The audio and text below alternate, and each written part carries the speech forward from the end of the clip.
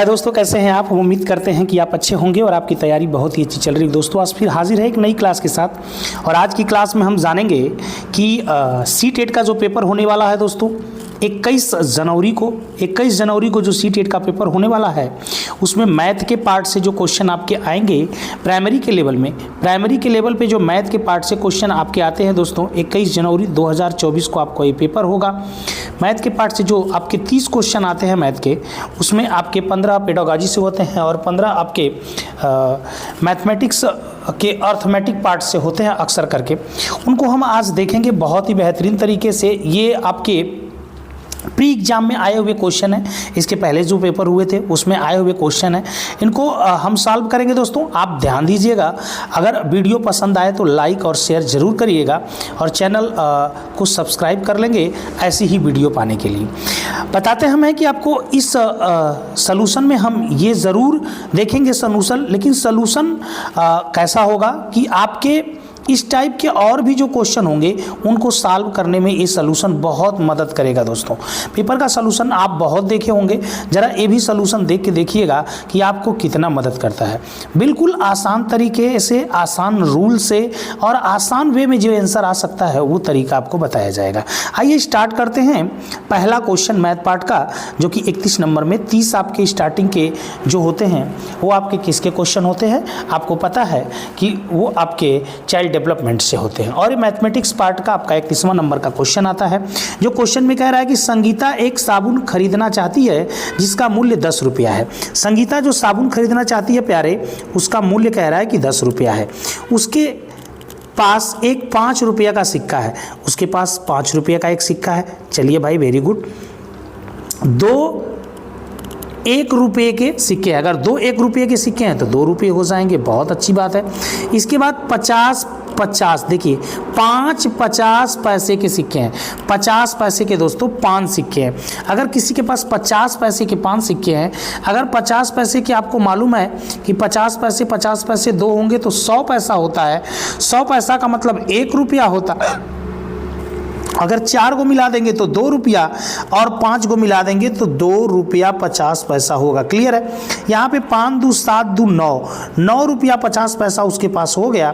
कह रहा है कितनी धनराशि की और जरूरत, मतलब वो साबुन खरीदने के लिए उसे और कितनी धनराशि चाहिए प्यारे। अगर 10 रुपया का वो साबुन मिल रहा है, 9 रुपया 50 पैसा उसके पास है, इसका मतलब 50 पैसा और उसको चाहिए। और विकल्प नंबर डी यहाँ पर राइट हो जाएगा दोस्तों। आते हैं क्वेश्चन नंबर मैथमेटिक्स का दूसरा, मतलब ये 32वां नंबर का क्वेश्चन हम देखते हैं। यहाँ पे क्या कह रहा है क्वेश्चन प्यारे, थोड़ा ध्यान दीजिएगा। क्वेश्चन क्या कह रहा है, क्वेश्चन कह रहा है कि रूबीना ने कार से 16:50 मतलब 16:50 ये टाइम दे रहा है कि 16:50 पर रूबीना जो है कार से अपनी यात्रा शुरू कर और उसी दिन 21:15 बजे समाप्त करती है। 16:50 पे यात्रा शुरू करी है, ध्यान देना दोस्तों। 16:50 पर यात्रा शुरू करेगी, 10 मिनट के बाद 17 बज जाएंगे। 10 मिनट के बाद कितना बज जाएंगे, 17। मैं इधर 10 मिनट लिख देता हूँ। 10 मिनट के बाद प्यारे 17 बज जाएगा, ये पता है। 17 और 4 घंटे के बाद 21 बजेगा और 15 मिनट ये, मतलब 21:15 और 10 मिनट ये और जोड़ दूं तो ये हो जाएगा 4 घंटे 25 मिनट प्यारे। और विकल्प में कहीं दिया होगा 4 घंटे 25 मिनट, विकल्प नंबर बी आपका क्या हो जाएगा, राइट हो जाएगा। ठीक है, 15 में 10 मिनट और जोड़ दिया तो क्योंकि 16:50 पे वो निकला था, 10 मिनट देंगे तो 17 बज जाएगा। 16:60 का मतलब 17 और 4 घंटा 15 मिनट ये और 10 मिनट जोड़ दिया तो 4 घंटा 25 मिनट उसके क्या हो गए, आंसर हो गए। आइए नेक्स्ट क्वेश्चन की तरफ बढ़ते हैं और क्वेश्चन नंबर 33 को देखते हैं प्यारे। क्वेश्चन नंबर 33 देखेंगे। एक वर्ग की भुजा 5 है, कोई वर्ग है प्यारे, ये कोई वर्ग है मान लो, इसकी भुजा 5 है। अब क्या कह रहा है, अब क्या कह रहा है कि इस वर्ग की भुजा दुगनी कर दिया, मतलब अगला जो वर्ग बनाए थोड़ा बड़ा वर्ग बने और ऐसा कि उसकी भुजा दुगनी। 5 से कितनी हो जाए, 10। मालूम है वर्गाकार जो आकृति होती है उसकी सभी भुजाएं आपस में बराबर होती है। अगर इसका क्षेत्रफल, तो कह रहा है की भुजा दुगनी कर दी जाए तो नया क्षेत्रफल कितना गुना होगा। अच्छा, इसका क्षेत्रफल निकालेंगे तो क्या होता है, वर्ग का क्षेत्रफल भुजा का स्क्वायर, तो 5 का स्क्वायर, और इसका क्षेत्रफल निकालेंगे तो वर्ग का क्षेत्रफल भुजा का स्क्वायर 10 का स्क्वायर। 5 का स्क्वायर 25 होता है प्यारे, 10 का स्क्वायर 100 होता है। अगर गुना की बात करें तो काट देते हैं, 25 चौको 100, ये 4 गुना हो जाएगा। कितना गुना, ये 1 था, अब ये 4 हो जा रहा है, तो कितना गुना हो जाएगा प्यारे, 4 गुना हो जाएगा। आइए देखते हैं विकल्प में कौन सही होता है। विकल्प नंबर 1 आपका क्या हो जाएगा, राइट हो जाएगा प्यारे, कि 4 गुना यहाँ पे राइट होता नजर आ रहा है, सही हो जाएगा। आइए नेक्स्ट क्वेश्चन की तरफ बढ़ते हैं प्यारे। नेक्स्ट क्वेश्चन क्या है कि बढ़ते हुए क्रम में भिन्नों के समूह का चयन कीजिए। जो दिया गया है पहले उसको लिख लीजिए। लिखा है 1/3, लिखा है 1/4, लिखा है 1/2। ये प्यारे ध्यान देना ना, अगर अंश बराबर होता है, नियम बताया गया है, अगर अंश बराबर होता है तो जिस भिन्न का हर छोटा होता है वो बड़ा होता है। इसका मतलब कि 1/2 इसमें सबसे बड़ा होगा, उसके बाद दूसरे नंबर पर 1/3 और तीसरे नंबर पर आएगा 1/4 सबसे छोटा। इसका मतलब बोला है कि हमें सबसे पहले सबसे छोटा चाहिए, तो सबसे छोटा तो 1/4 है, ना तो इसमें है, ना तो इसमें है, ना तो इसमें है। यहाँ पर दिखाई दे रहा विकल्प नंबर 3 में 1/4 सबसे छोटा हो जाएगा। इससे जो बड़ा है वो 1/3 है और सबसे जो बड़ा है 1/2 है, तो विकल्प नंबर 4 आपका यहाँ पे 3 आपका क्या हो जाएगा, राइट हो जाएगा। दोस्तों 34 क्वेश्चन का विकल्प नंबर 3 आपका सही हो जाता है। आइए नेक्स्ट क्वेश्चन देखते हैं, क्वेश्चन नंबर 35 और मैथ का ये 5वां क्वेश्चन प्यारे। देखिए क्या कह रहा है, बड़ा अच्छा सा क्वेश्चन है, हिसाब किताब लगाना है। कह रहा है प्रियदर्शी ने 4.8 kg बादाम, ध्यान दीजिएगा 4.8 kg बादाम मतलब 2500 ग्राम किशमिश और 3.5 kg काजू को मिला दिया। अब आइए, तथा इस मिश्रण के बराबर 3 दर्जन पैकेट, ध्यान दीजिएगा प्यारे, यहाँ पे बोला है 3 दर्जन पैकेट, 3 दर्जन का मतलब 12 तिहाई 36 पैकेट बना दिए। प्रत्येक पैकेट का भार, जो आंसर है वो ग्राम में है। इसका मतलब जो हमको दिया गया है ये सम्मान केजी वाले, इसको ग्राम में बदल लेते हैं। आपको पता होगा कि 1 kg बराबर होता है प्यारे, 1 kg बराबर होता है 1000 ग्राम। अगर मैं 4.8 में 1000 का गुणा करूं तो हम बताते हैं कि गुणा करते वक्त दशमलव का ध्यान नहीं देते हैं। 1000 का गुणा अगर हम 4.8 में करेंगे प्यारे, तो आपको पता है कि 1 का गुणा करेंगे तो ये 48 और 3 शून्य चिपका देंगे और एक अंक पे दशमलव लगा है तो गुणा करने के बाद दशमलव लगा लेंगे तो ये होगा 4800। क्लियर है। उसी प्रकार 3.5 में अगर हम 1000 का गुणा करेंगे प्यारे, तो आपको पता है कि 1 का गुणा करेंगे तो 35 और 3 शून्य इसके पीछे चिपका देंगे और एक अंक पर दशमलव, तो ये हो जाएगा 3500 और ये तो 2500 हमको दिया गया है। अगर हम 3500 और 2500 को प्लस करेंगे दोस्तों, तो आपको पता है कि ये हो जाएगा 6000 और 6000 में 4800 अगर प्लस कर दें तो ये हो जाएगा 10800। क्लियर है, 10800। क्लियर है प्यारे, कोई दिक्कत तो नहीं होगी इसमें। अब आपको इसको कितने पैकेट बनाने हैं, 36 पैकेट।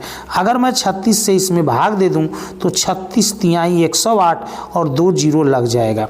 बताइए विकल्प नंबर 20 सही हो रहा है। 300 पैकेट बनेंगे, 300 पैकेट ना, प्रत्येक पैकेट में भार कितना, प्रत्येक पैकेट का भार होगा 300 ग्राम। 36 पैकेट अगर बनेंगे तो प्रत्येक पैकेट का भार होगा 3600 ग्राम। आपका आंसर सही हो जाएगा। चलिए आइए, बात समझ में आ गई होगी। अगर दिक्कत है तो दोबारा बैक जाके देख लो प्यारे। आओ आगे बढ़ते हैं। क्वेश्चन नंबर, हमारे भावी टीचरों, क्वेश्चन नंबर 5 देखते हैं। आइए क्वेश्चन नंबर 5 बहुत सा प्यारा क्वेश्चन है। लिखा है कि 5 - 5 + 5 - 5 + 5 - 5 के विषम पद हों। ध्यान दीजिएगा, 1 2 3 4 5, यहाँ 6 पद दिया है लेकिन कह रहा है कि ये विषम हो। हम 5 पद लेके देखते हैं।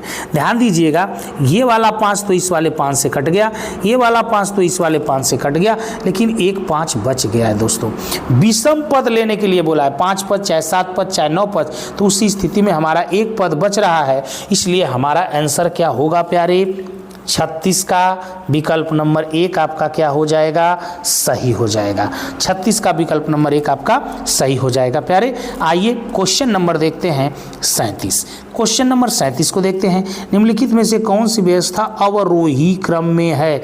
अवरोही का मतलब हमको चाहिए सबसे बड़का। ध्यान दीजिएगा, अगर हम इसमें देखें, सब में देखें पूरा, तो 10.5 सबसे बड़ा है जी। 10.5 यदि सबसे बड़ा है प्यारे, तो हम बता देते हैं कि एक विकल्प चौथा जो कि है बिल्कुल गलत हो जाएगा, क्योंकि 1.05 इसमें बड़ा दे दिया है।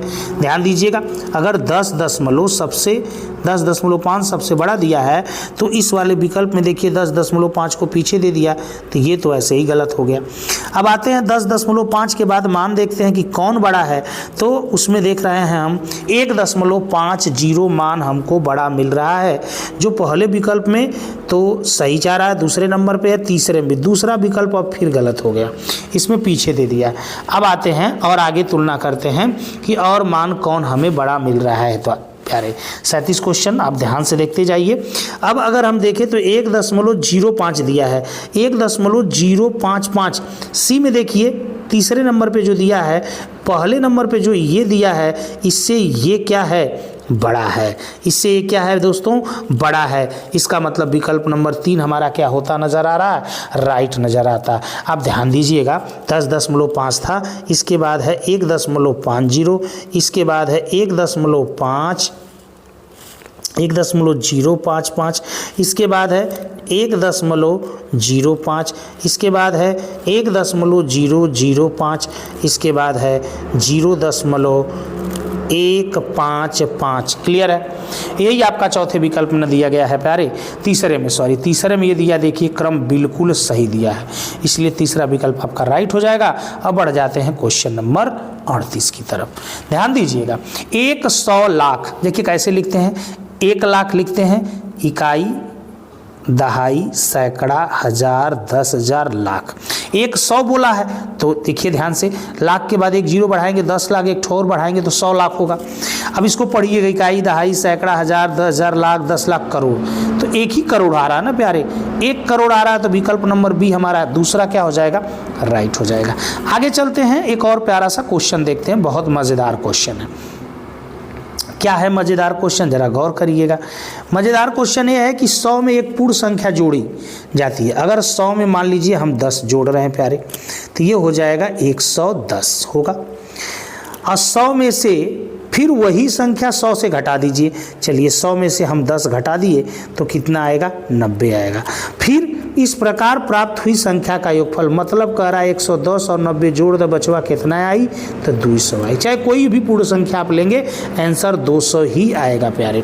मान लीजिए आपकी इच्छा है, कहते हैं आप 1 जोड़ेंगे, मान लीजिए 101 और 100 में से 1 घटाएंगे तो क्या आएगा, 99। फिर जोड़ेंगे, देखिए 0, यहाँ पे 9 1 10 1 2, फिर भी तो 200 ही आएगा। इसका मतलब आंसर हमारा तीसरा विकल्प जो 200 है वो राइट हो जाएगा। आइए आगे चलते हैं, एक और क्वेश्चन देखते हैं। यहाँ पर दिया हुआ है 40वें नंबर का क्वेश्चन कि 3630 का एक गुणनखंड नहीं है। ध्यान देना प्यारे, इकाई अंक पर 0 दिया गया है। 3630 में इकाई अंक पर 0 है, इसका मतलब 5 से तो कट ही जाएगा।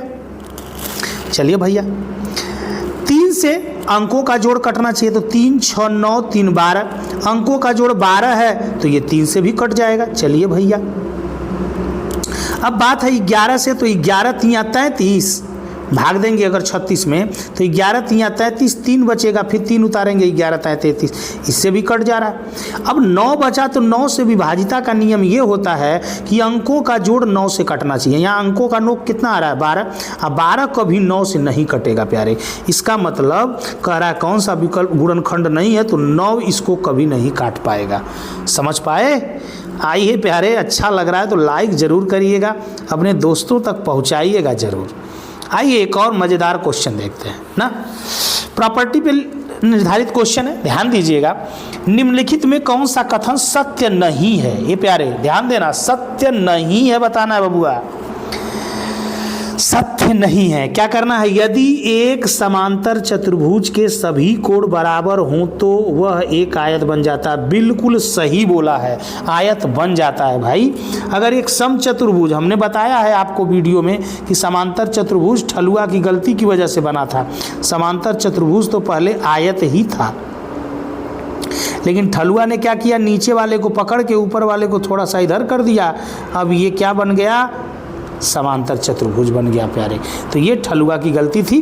तो पहला तो सही है, दूसरा भी देखिए, पहले वर्ग वर्ग था, लेकिन ठलुआ ने क्या किया, इसके साथ भी बदतमीजी की। इसको स्थिर करके नीचे वाले को ऊपर वाले को थोड़ा सा इधर खींच दिया और इस तरह से ये यहाँ पर आ गया और ये जो बन गया आपका क्या बन गया, समचतुर्भुज बन गया। तो ये भी बात सही है दोनों। यदि एक पतंग के सम्मुख कोण बराबर हो तो वह एक आयत, ना ना ना ना, मामला गड़बड़ है, ये नहीं आयत बन सकता। यदि एक आयत के सभी भुजाएं बराबर हो तो वर्ग, जी बिल्कुल ये सही बात है। इसका मतलब कौन सही नहीं है, तो विकल्प नंबर 3 और ये हमारा आंसर होगा प्यारे। आ जाइए आगे, आ जाइए, एक और पैटर्न ढूंढना है। हाँ, तैयार हो जाइए पैटर्न ढूंढने के लिए। क्या कह रहा है, एक है, देखिए ध्यान से, इसके बाद 6 है, इसके बाद 15 है ना, इसके बाद खाली स्थान है। पहले ध्यान देते हैं क्या इसमें जोड़ा जाए, 5, ठीक है बाबा। इसमें क्या जोड़ा जाए, 9, 9 6 15। इसका मतलब 5 से कितना ज़्यादा, 4। आगे इसमें अगर हम 4 जोड़ दें तो कितना, 13। अगर 13 हम जोड़ेंगे 15 में तो कितना आएगा, 28 विकल्प में दिख रहा है। लेकिन भाई आगे भी सेटिस्फाई होना चाहिए। अब 13 में 4 जोड़ेंगे तो 17। क्या 28 में 17 जोड़ने पर अगला 45 आ रहा है, कि 8 7 15, 2 1 3 1 4, बिल्कुल सही आ रहा है। तो विकल्प नंबर 28, मतलब विकल्प नंबर 4 जो मान 28 दिया हुआ है वो हमारा सही हो जाएगा प्यारे ना। आ जाइए आगे बढ़ लेते हैं, आगे बढ़ लेंगे, क्वेश्चन नंबर 43 देख लेंगे, मज़ेदार क्वेश्चन होगा।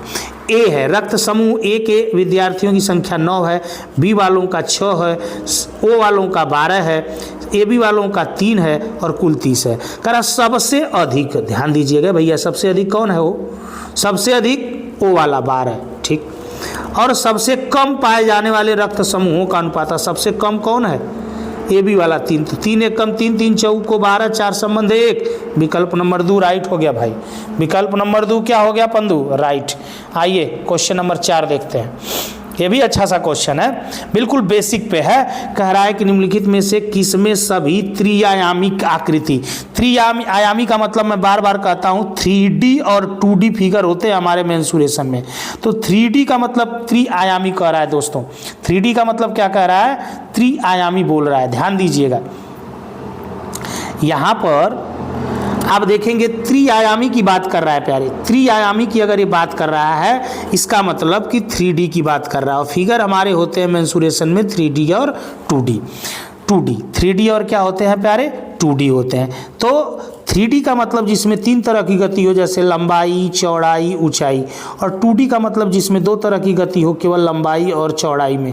3D में हमारा वॉल्यूम निकलता है और 2D में हमारा क्या निकलते हैं, क्षेत्रफल निकलते हैं प्यारे। ये सब क्लियर है ना। तो आइए 3D फिगर देखते हैं। घन, जी बिल्कुल सही। घनाभ, जी बिल्कुल सही। गोला, जी बिल्कुल सही। बेलन भी बिल्कुल सही। तो पहला विकल्प राइट है यार, पहला विकल्प ही राइट है प्यारे। तो वकिया गलत कैसे हैं, जरा उनको भी देख लेते हैं। देखिए इसमें वृत्त दे दिया जो कि 2D का फिगर है, इसमें और वृत्त दे दिया 2D का है, इसमें वृत्त दे दिया 2D का है, इसलिए ये तीनों गलत हो गए। यहाँ पे विकल्प नंबर 1 हमारा राइट हो गया। आइए आगे चलते हैं, आगे की तरफ बढ़ेंगे प्यारे। आगे यहाँ पे बोला कि अस्मिन 36 सर्वसम वर्गों को अलग अलग प्रकार के आयतों में व्यवस्थित कर रही है। वह इन वर्गों द्वारा अलग अलग प्रकार के कितने, देखिए मिला जुला के बता रहे हैं, ये वर्ग हैं।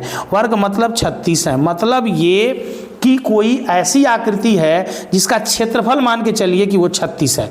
तो व्यवस्थित करना है, मतलब 36 के फैक्टर करिए। कितने 2 गुणनफलों के रूप में 36 को लिखा जाता है, लिखा जा सकता है। तो 1 गुणे 36, 2 गुणे 18, 3 गुणे 12, 4 गुणे 9 और 6 गुणे 6। 1 प्रकार, 2 प्रकार, 3 प्रकार, 4 प्रकार, 5 प्रकार। इसका मतलब विकल्प नंबर 2 हमारा क्या हो जाएगा, राइट हो जाएगा। ये भी बात आप समझ गए होंगे। यहाँ पे 15 आपके जो क्वेश्चन मैथ के थे प्यारे, बिल्कुल हमने सॉल्व करा दिए। अब इसके आगे 15 आपके पेडागॉजी के क्वेश्चन है। हालांकि पेडागॉजी हमको बहुत समझ में तो नहीं आती, लेकिन आपको आंसर जरूर बता देते हैं कि इसमें सही क्या है। अगर आप देख रहे हैं तो आंसर जरूर जान लीजिए, हम इनको पढ़ के जरूर आपको बताने की कोशिश करेंगे प्यारे। आइए, दिया हुआ है आकलन के बारे में निम्नलिखित में से कौन सा कथन सत्य नहीं है। सत्य नहीं है प्यारे। आकलन के बारे में निम्नलिखित में से कौन सा कथन सत्य नहीं है, ये इसमें आपको जानना पड़ेगा। तो इसमें हमको क्या जानना है, मानक संदर्भित आकलन हमें बताता है कि एक विद्यार्थी अपने प्रदर्शन में अन्य विद्यार्थियों की तुलना में कहाँ, जी बिल्कुल ये तो सही है। मानक संदर्भित आकलन नैदानिक परीक्षण और उपचारात्मक शिक्षण में उपयोगी है, बिल्कुल सही है, ये भी बात है। मानक संदर्भित आकलन नैदानिक परीक्षण और उपचारात्मक शिक्षण में, मानक संदर्भित आकलन नैदानिक परीक्षण और उपचारात्मक शिक्षण में उपयोगी है। मानक नहीं, मानदंड संदर्भित जो है वो है मानक संदर्भित आकलन नैदानिक परीक्षण और उपचारात्मक शिक्षण में उपयोगी है, ये गलत बोल रहा है। तीसरा वाला पार्ट आपका जो है 46 का, ये गलत बोल रहा है, यही वाला आपका आंसर सही होगा। बोला है कौन सा कथन सत्य नहीं। मानक संदर्भित आकलन विद्यार्थियों की अधिगम में निपुणता का मूल्यांकन, जी ये तो सही है। मतलब यहाँ पे गलत कौन है, विकल्प नंबर 3। आइए क्वेश्चन आगे बढ़ते हैं और 47 आपका देखते हैं। अधिक कम, लंबा, छोटा, दूर, समीप, बड़ा, छोटा आदि अवधारणाएं महत्वपूर्ण पूर्व संख्या प्री नंबर अवधारणाएं हैं। इंपॉर्टेंट प्री नंबर कॉन्सेप्ट, जी ये सही लग रहा है, बिल्कुल सही है, पहला वाला ही सही है। आगे है सीधे शब्दों में अंग्रेजी भाषा का विश्लेषण, नहीं ऐसा नहीं है। तुलना के लिए स्पष्ट शब्द हैं, जी हैं तो, लेकिन वो नहीं है। विलोम शब्द हैं जो गणित सीखने के लिए आवश्यक नहीं है। नहीं, क्यों नहीं आवश्यक है, गणित सीखने के लिए तो विलोम शब्द की आवश्यकता पड़ सकती है, क्यों नहीं पड़ सकती है।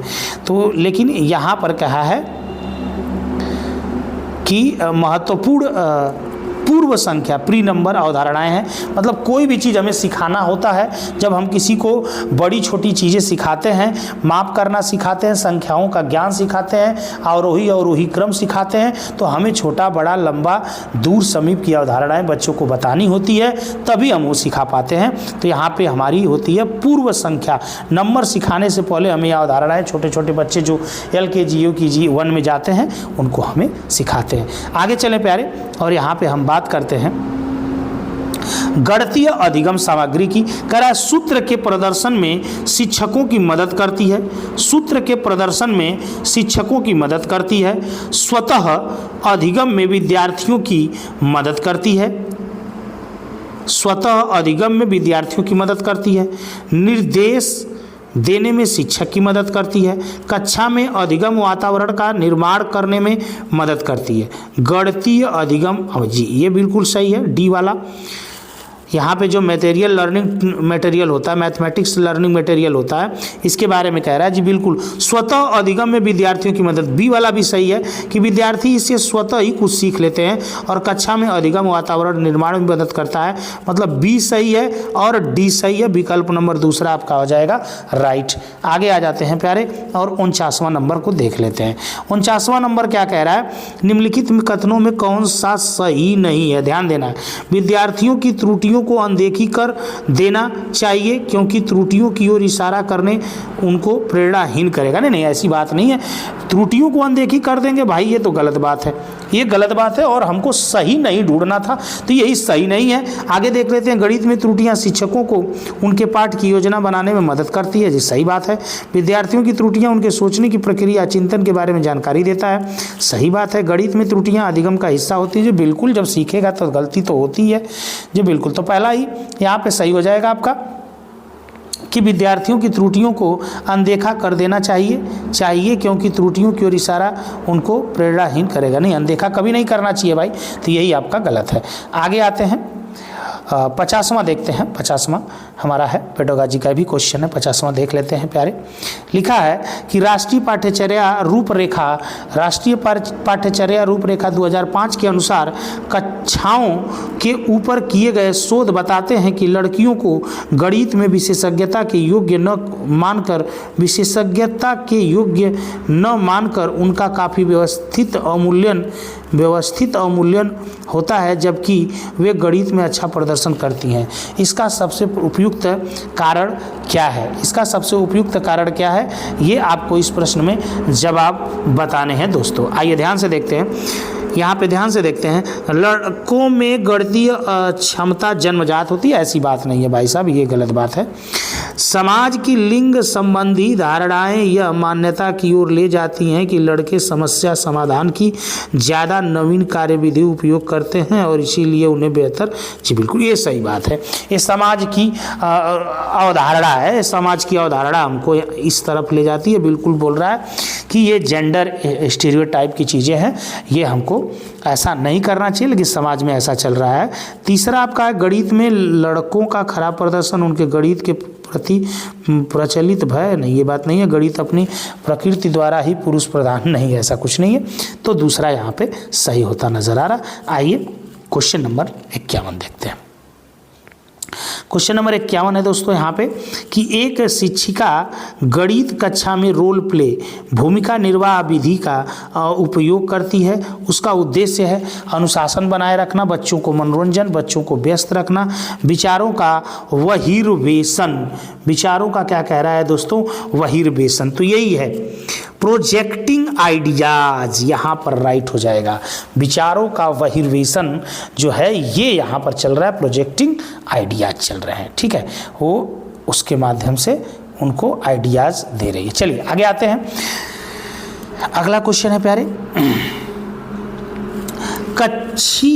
कक्षाई शोध यह दर्शाते हैं कि अधिकांश विद्यार्थी गणित को उसी कक्षा में जो अन्य विषय वे पढ़ते हैं उनसे अधिक कठिन समझते हैं। गणित की प्रकृति का निम्नलिखित में से कौन सा पहलू इस भय को बढ़ाता है?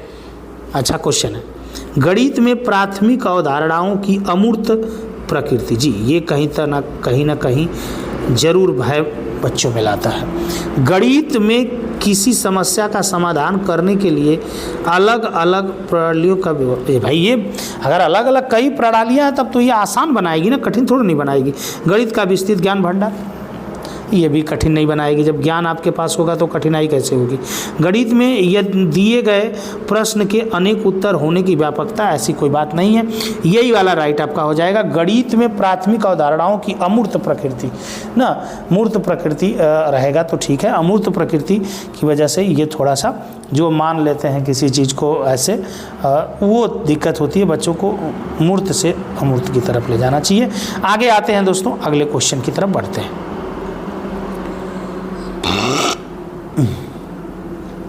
निम्नलिखित में से किसमें गणित खगोल विज्ञान के क्षेत्र में कार्य किया? इसमें से पूछ रहा है कि निम्नलिखित में जो दिया गया है इसमें किसने गणित खगोल विज्ञान के क्षेत्र में क्या किया है, काम किया हुआ। तो आप महावीर है, रामानुज है, आर्यभट्ट जी होंगे, राइट। भास्कर जी नहीं, आर्यभट्ट जी हैं। गणित के क्षेत्र में काम इन्होंने किया है, भूगोल के क्षेत्र में भी काम किया। आगे आते हैं। एक और क्वेश्चन है, एक सब्जी बेचने वाला पालक 60 रुपया प्रति किलोग्राम बेच रहा है। सोनू ने 350 ग्राम पालक लिए, जिसके लिए वह सब्जी बेचने वाले को सोनू ने 21,6,6,6,3 लिए। सब्जी बेचने वाले द्वारा प्रयोग में लाए गए इस गणित कौशल के संबंध में निम्नलिखित में से कौन सा कथन सत्य है? मतलब 350 ग्राम उसने लिया है यहाँ पे, तो ऐसा क्या किया उसने? 100 ग्राम का 6 रुपया, 100 ग्राम का 6 रुपया, 100 ग्राम का 6 रुपया और 50 ग्राम का 3 रुपया, इस प्रकार से वो पैसा उसको दिया है। तो कह रहा था किस गणित कौशल का प्रयोग है? यह गणित कौशल अस्पष्ट है। अरे नहीं, ऐसी कोई बात नहीं है भाई, ये ऐसा क्या कह रहे हैं, स्पष्ट है यहाँ पे। यह कौशल कक्षा में गणित प्रश्नों को हल करने के लिए लाभदायक नहीं है। नहीं, ऐसी बात नहीं है, बिल्कुल लाभदायक है। ऐसे कौशल गणित प्रश्नों को हल करने के वैकल्पिक तरीकों को विकसित करने में सहायता होते हैं। बिल्कुल सही है, सी इज द राइट विकल्प आएंगे तो केवल सी सही है जी, बिल्कुल केवल सही है और यही सही भी होगा। आइए नेक्स्ट क्वेश्चन की तरफ चलते हैं और क्वेश्चन नंबर 55 को देखते हैं। क्वेश्चन नंबर 55 है, निम्नलिखित में से कौन सी परिस्थितियां यह दर्शाती हैं कि बच्चे ज्ञान का निर्माण स्वयं कर रहे हैं। बच्चे ज्ञान का निर्माण स्वयं कर रहे हैं। यहाँ पे शिक्षिका ने श्यामपट्ट पर अधूरे पहाड़े लिखे हैं और बच्चे उन पहाड़ों को श्यामपट्ट पर लिख कर पूरा कर रहे हैं। बच्चों को हस्तकौशल सामग्री जैसे संख्याओं के ग्रिड, आयताकार सारणियों में व्यवस्थित गिट्टियाँ दी गई हैं। वे इन प्रयोग कर गुणन के पैटर्न खोज रहे हैं। कक्षा का सर्वोत्तम छात्र छात्रा पहाड़ों के ऊंचे स्वर में पढ़ रही है तथा बाकी के विद्यार्थी उसके पीछे पीछे दोहरा रहे हैं। और आगे आपका दिया गया है कि बच्चे एक 7 पहाड़ों का कविता पाठ कर रहे हैं। ये बिल्कुल नहीं है, ये बिल्कुल नहीं यहाँ पे हो सकता है प्यारे। अब बच गए आपके पहले और दूसरे विकल्प। तो पहला विकल्प जो है वो भी उतना उपयुक्त नहीं है जितना कि आपका विकल्प नंबर 2 उपयुक्त है। यहाँ पे बहुत कुछ बच्चों को स्वतः सीखने को मिलेगा। आगे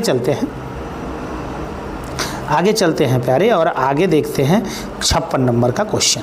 56 नंबर का क्वेश्चन क्या कह रहा है, जरा इसको भी देख लिया जाता है कि 56 नंबर का क्वेश्चन क्या कह रहा है। निम्नलिखित में से कौन से कथन गणित की प्रकृति के बारे में सबसे उपयुक्त है। गणित की प्रकृति के बारे में कह रहा है, निम्नलिखित में से कौन सा कथन सबसे उपयुक्त है। कह रहा है यह बच्चे को सृजनात्मक बनने में सहायता करता, जी बिल्कुल करेगा। यह बच्चे की कल्पना को पोषित करने में सहायता, जी बिल्कुल करेगा। यह निगमनात्मक विवेचन पर तर्क पर आधारित है, जी बिल्कुल है। यह हमेशा अभिसारी होता है, नहीं, हमेशा तो नहीं कह सकते।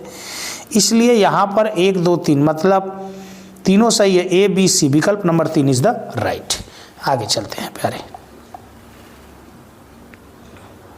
भाई हमेशा अभिसारी नहीं होता, बहुत टाइम इसके एग्जैक्ट आंसर भी होते हैं ना। तो आगे चलते हैं। बच्चों में गणित अभिरुचि को विकसित करने के लिए एक अध्यापक निम्नलिखित गतिविधियां अपनी कक्षा में करवाती है। इनमें से वे चुनिए जो उसके उद्देश्य को पूरा करने में प्रभावी नहीं हैं। उन्होंने यहाँ पे कह रहा है कि जो उद्देश्य को प्रभावी नहीं है, ठीक है, तो वो हमको बताना है 57 क्वेश्चन में। कह रहा उन्होंने अपनी कक्षा में एक गणितीय कोना बनाया जहां पर विद्यार्थी विभिन्न गणितीय गतिविधियां कर सकते हैं। जी अच्छा है। वह कक्षा में गणितीय पहेली और जादुई वर्ग हल करने के लिए देती है, ठीक है। वह हमेशा विद्यार्थी की प्रशंसा करते हैं, उस विद्यार्थी की जो कक्षा में सत्रांत परीक्षा में सबसे अधिक। नहीं, ये सही नहीं है भाई। वह बच्चे को भारतीय गणितज्ञों और उनके योगदानों की वीडियो दिखाती है, तो ठीक है कुछ हद तक, लेकिन ये तीसरा वाला नहीं सही भाई। उस समय कोई ज़रूरी नहीं है जो अच्छा नंबर पाए वही तेज होता है, ठीक है। आगे चलते हैं और यहाँ पर हमारा क्वेश्चन नंबर 58 देखते हैं। एनपी के तहत क्वेश्चन दिया गया है। यहाँ पे क्वेश्चन नंबर 58 है कि राष्ट्रीय शिक्षा नीति एनपी 2020 के अनुसार देश भर में विभिन्न विषयों में ओलंपियाड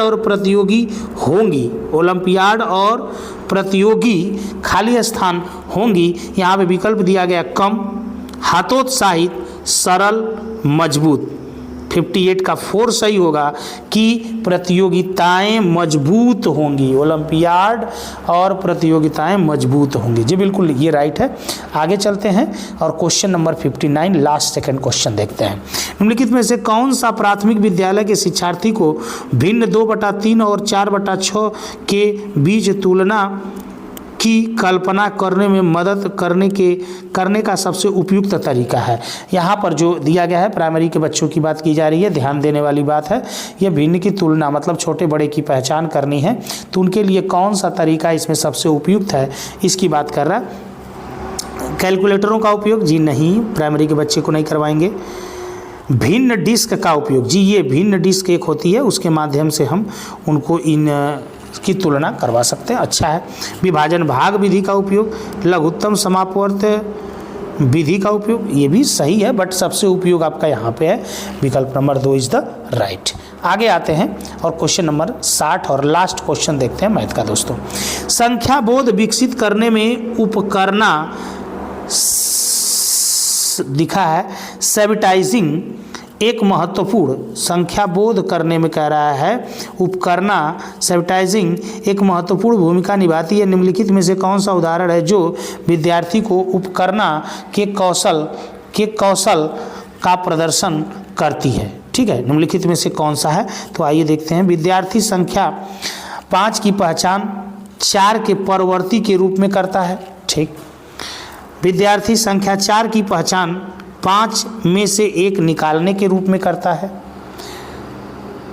कौशल प्रदर्शन करता है। ठीक, विद्यार्थी 6 की पहचान 5 में 1 जोड़ने के रूप में करता है। विद्यार्थी एक पासा उछालता है और बिना बिंदुओं डॉट्स को गिने यह बताने में सक्षम है कि वह 4 है, कि यह 4 है। जो बिल्कुल ये सही सबसे उपयुक्त है।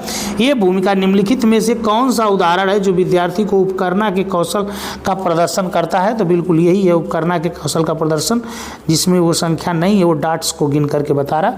तो मैं उम्मीद करता हूँ कि ये बातें आपको समझ में आ गई। हालांकि मुझे पेडागॉजी मैथ की उतनी अच्छे से नहीं समझ में आती है, लेकिन फिर भी हमने जो आंसर सही रहा उसको बताने की आपको कोशिश की है। और मैथ के जो बाकी क्वेश्चन रहे आपको कैसे लगे कमेंट करके हमें ज़रूर बताइएगा। आज के लिए इतना ही, नेक्स्ट क्लास में मिलेंगे दोस्तों। जय हिंद।